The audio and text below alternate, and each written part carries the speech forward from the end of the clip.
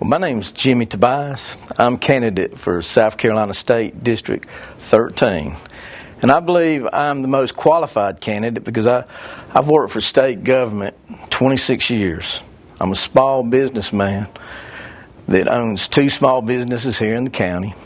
And I understand the struggles of small business. I've been through the ringer trying to keep small business afloat. And I believe I did it by sheer willpower.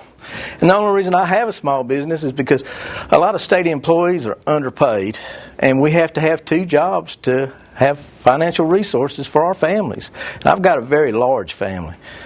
I've got 6 children. 5 of them came out of foster care. And I love my children very much, and I want the best for the children. I want the best for South Carolina. Okay.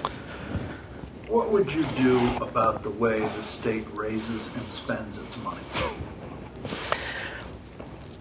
Well, I told you I understand state agencies, so I'm pretty familiar with some of their tactics on how they spend money.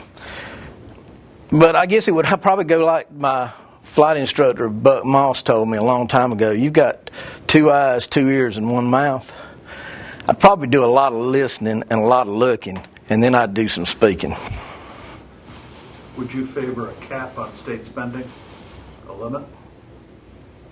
Ooh. I'd have to research that a little bit. It all depends on what kind of issues are going on with the state. I would not say I would limit state spending.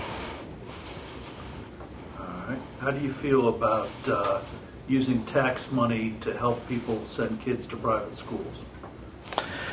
Well, I'm against school consolidation.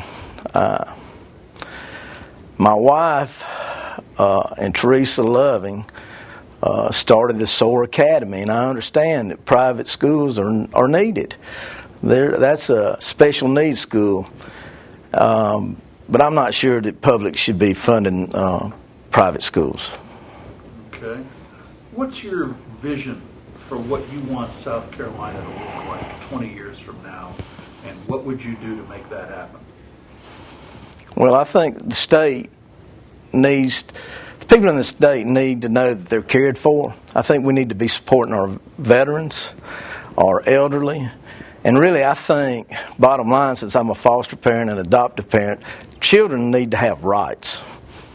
And I'm not sure they have rights in South Carolina. Okay. What would you do to give them those rights?